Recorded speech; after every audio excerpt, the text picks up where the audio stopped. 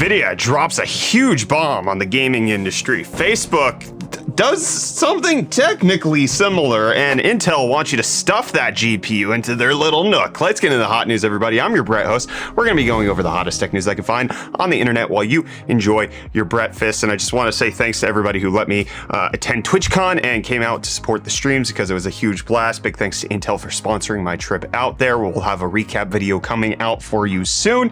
And if you're watching this video as it goes live, we actually might be live at Micro Center trying to pick up an RTX 4090, which I need for some videos, but after seeing the reviews, I was already planning on going to get the 4090, but after seeing these reviews that came out yesterday, boy howdy, was I actually not expecting this, because Nvidia didn't really make a whole hullabaloo about their GPUs, which I want to talk about towards the end of what we actually have the news about. And it seems like the 4090 is just a fast freaking card no matter what you do. So some testing being done in 8K by the tech chap showing off that the 4090 can run tons of things in 8K, 65 FPS with DLSS 3 in Cyberpunk 2077, 520 FPS in Overwatch 2. Absolutely absurd numbers, but in case you want to check out more reviews, we'll have a link in the video description for the Founders Edition review roundup, because Nvidia separated the Founders Edition versus the AIB partner card reviews for some weird reason. They've never done that before. Maybe because with better cooling, the 4090 actually might be even faster than the Founders Edition. That's just speculation. We'll find out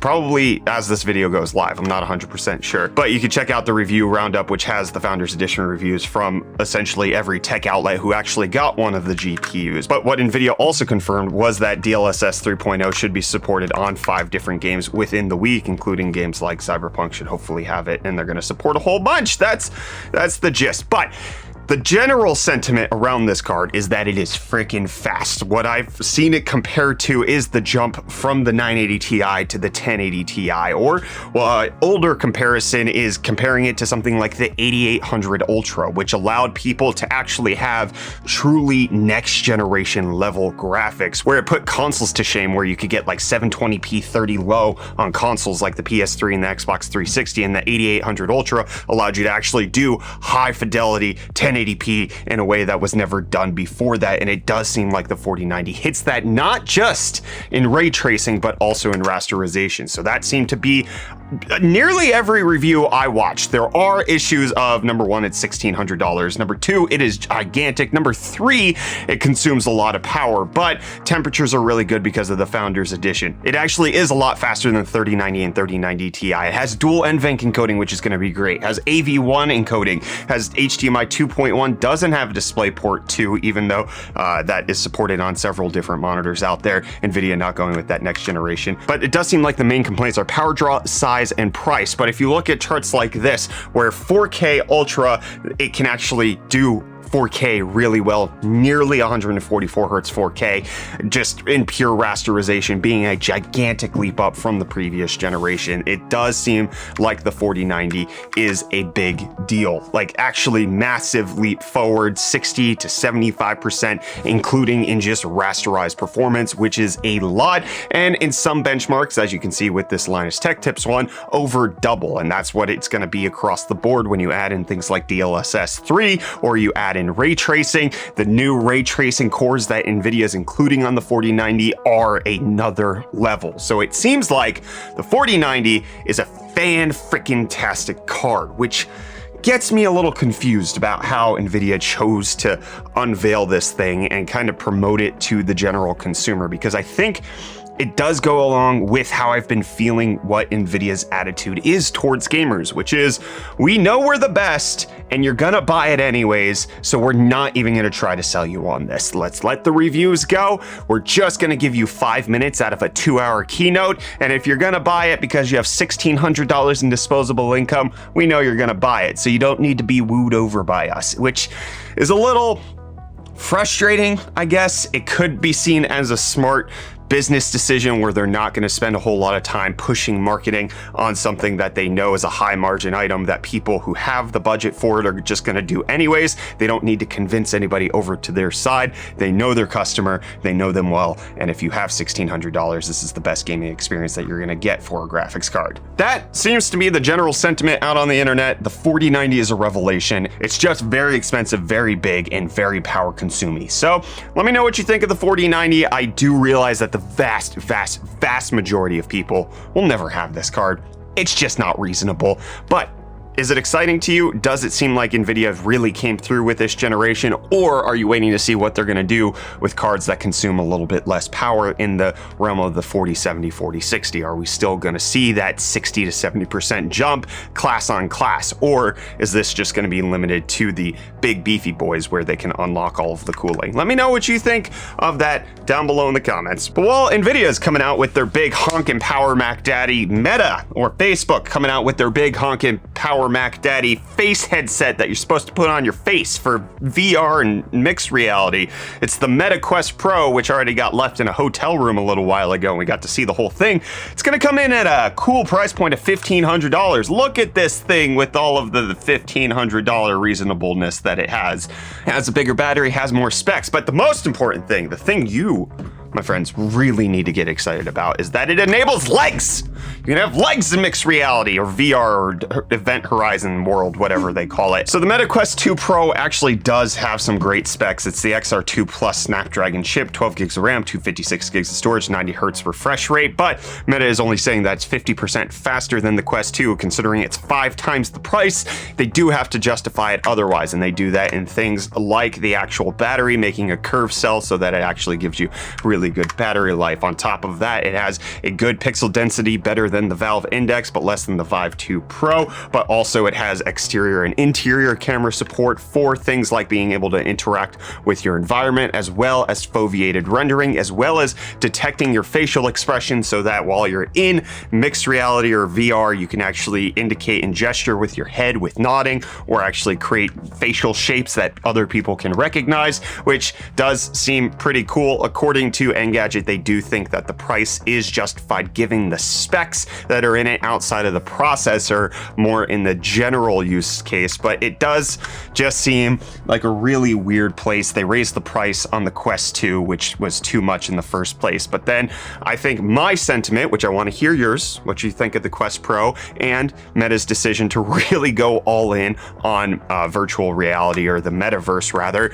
I kind of agree with Hank Green's take on this, which is responding to the whole legs thing, saying, there we go, now this will be fun, and not a wildly useless boondoggle designed to only fulfill the dreams of a corporation without any thought to the humans who it supposes will use it. Just seems like Zuckerberg believes in the metaverse, but no one else does, and this might be one of those times where he's wrong. Let me know what you think of that down below while I let you know about Cryptostonks.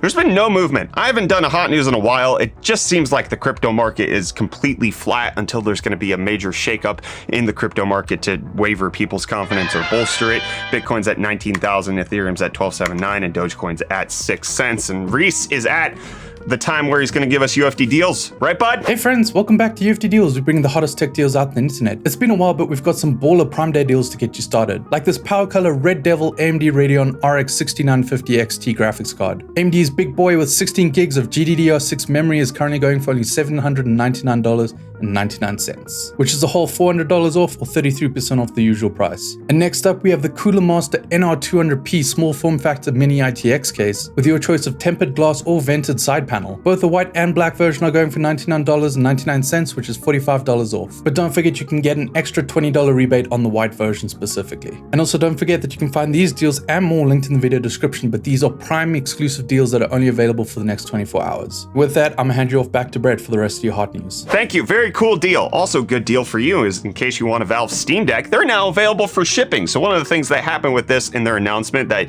you could just buy a Steam Deck and get it shipped to you without any reservation queue that's going on. They released a video that showed that it can use a an emulator for a very popular handheld console and then took it down. A lot of people talked about that, but the big deal is that you can buy it now and get it within 2 weeks. So in case you were looking at getting a Steam Deck for yourself or a loved one for the holidays, this might be the time. Also announcing that the Steam Deck dock is going to get officially released, which you can buy within 2 weeks. The only thing that it has over the Steam Deck dock that I've covered in a previous video here on UFD Tech is the fact that this has DisplayPort, but never you fear, channel sponsor JSO is actually coming out with an update to their Steam Deck dock, which is going to have DisplayPort output, which, just a little teaser on a video that's coming soon to UFD Tech, is a different JSO dock, which I'm so excited for. Traveled with this to TwitchCon, and that is a Steam Deck dock that has USB out, HDMI power, gigabit Ethernet, but most importantly, look at this, friends, a 2 terabyte SSD on the go so that you can actually store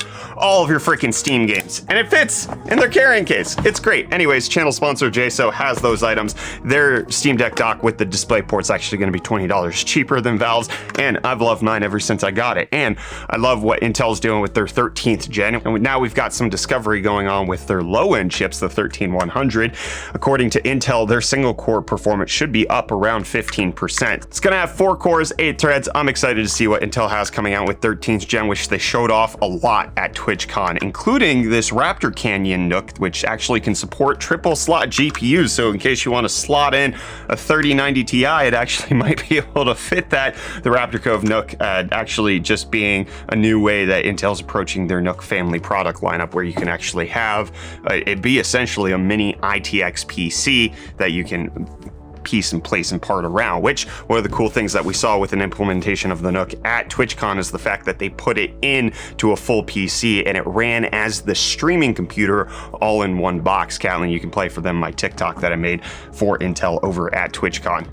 This is one of the coolest pieces of tech that I've seen in quite some time. So this is Intel's NUC, which is a full computer set up in here. It has an i9-12900 and it has all of these outputs, but the cool implementation that Intel has brought to TwitchCon is the fact that they've put it in a PC where it actually is running the stream with a full CPU in there, as well as an RTX 3090 system. So it's actually 2 PCs, as you can see right here. This is the 3090 system.